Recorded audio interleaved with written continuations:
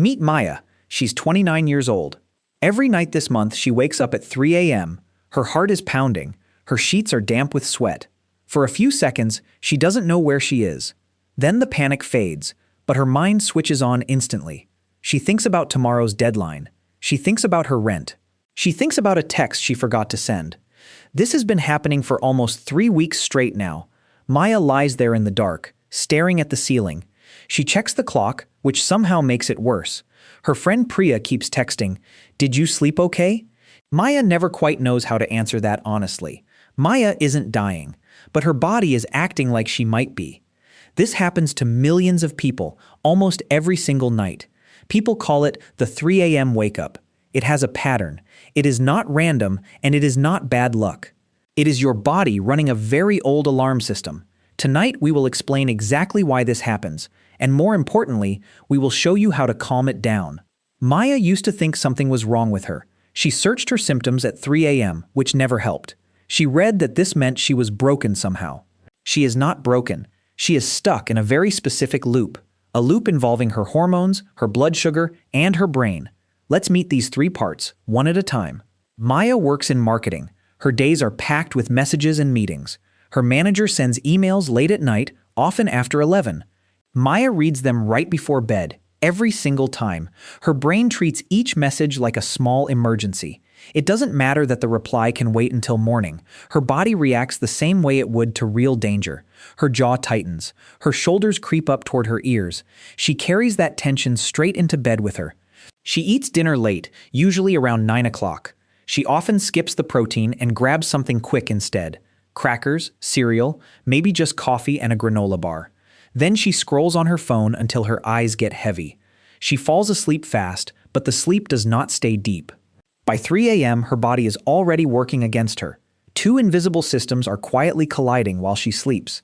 She isn't alone in this either. Office workers, parents, and students all report the same pattern.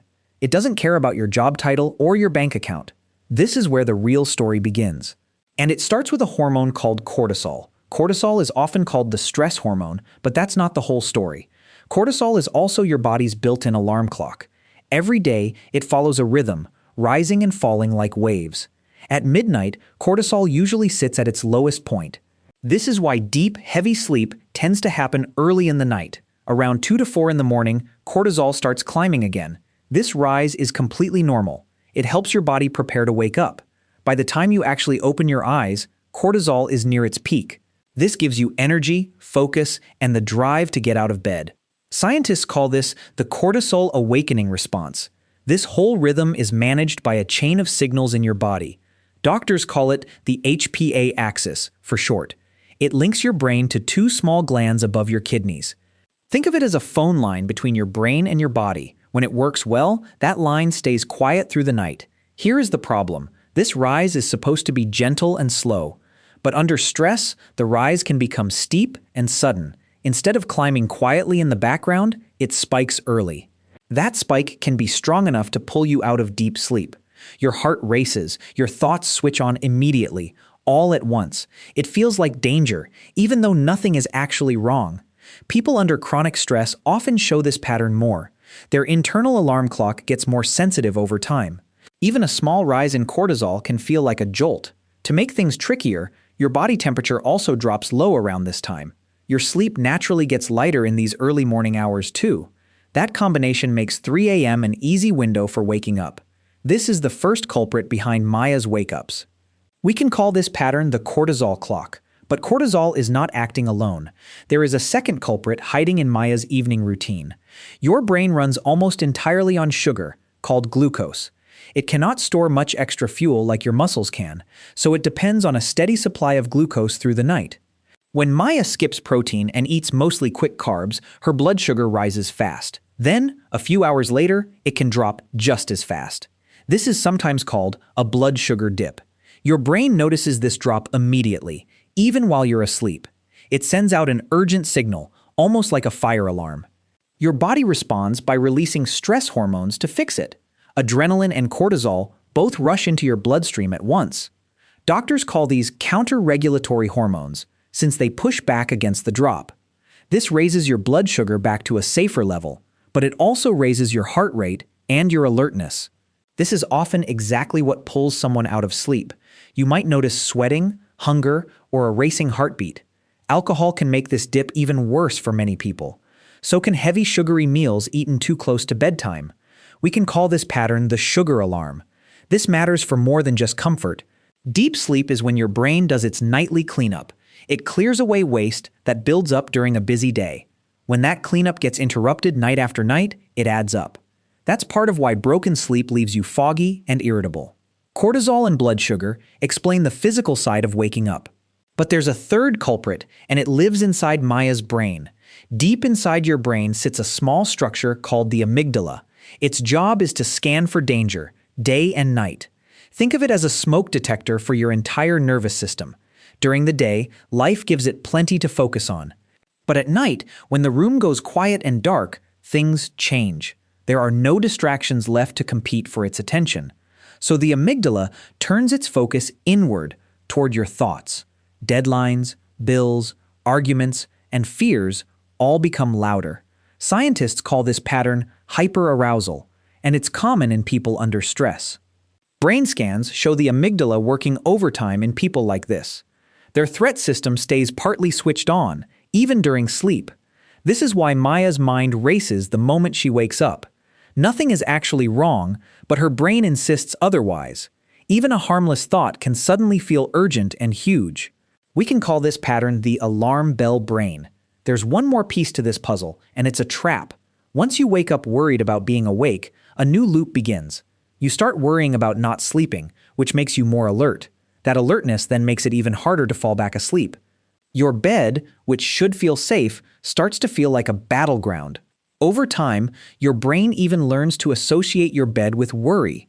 This is sometimes called conditioned arousal, and it feeds on itself.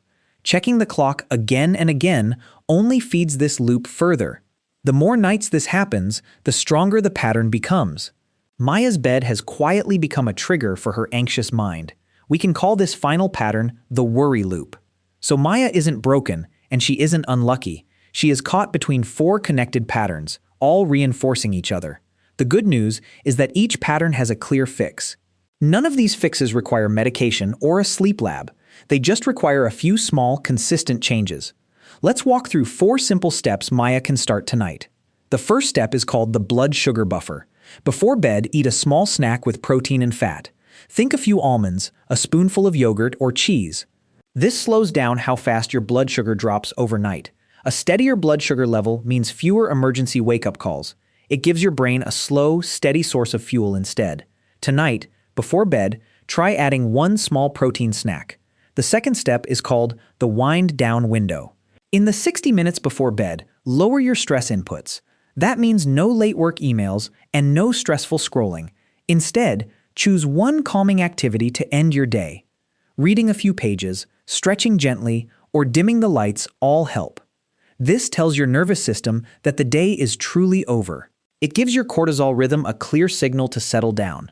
Tonight, pick one calm activity for your last half hour. The third step is called the breath reset. If you wake at 3 a.m., don't reach for your phone. Instead, breathe in slowly for 4 seconds, then out for 8. A longer exhale signals safety to your nervous system. This can quiet the amygdala's false alarm within a few minutes. Try repeating this for at least 6 or 7 slow breaths. Tonight, if you wake up, try this breathing pattern first. The fourth step is called the worry window. Earlier in the evening, spend 10 quiet minutes writing down worries. List tomorrow's tasks, your fears, and anything left unfinished. This empties your mind before it has a chance to race later. It breaks the link between your bed and your worries. Over time, your bed can start to feel safe again. Tonight, before bed, write down whatever is weighing on you. None of these steps require perfection, and none of them work overnight. But used together, they calm all 4 patterns at once. Your cortisol rhythm steadies, your blood sugar stays level, your amygdala quiets down, and your bed slowly stops feeling like a battleground. Maya tried all 4 steps for 2 weeks straight. She still woke up sometimes, but the panic faded quickly. Her heart no longer pounded like an emergency siren. She started falling back asleep within a few quiet minutes. Slowly, her 3 a.m. wake-ups became rare instead of nightly. She even texted Priya back one morning, saying she finally slept. If you've been waking up at 3 a.m. feeling like you're dying, listen closely. Your body isn't broken, and you are not alone in this. You're simply caught in an old alarm system, doing its job a little too well. Tonight, try just one of these 4 steps. Notice how your body responds, and be patient with yourself. Healing a sensitive nervous system takes time, not perfection. You don't need to fix every pattern at once. Pick the one step that feels easiest, and start there tonight. Small, steady changes add up faster than most people expect. Maya didn't fix her sleep in one night, and you won't either. But night by night, her body slowly learned it was safe. Yours can learn the same thing, one calm evening at a time. If you found this helpful, share it with someone who needs deeper sleep. And if you want to understand your anxious mind even further, watch this video next.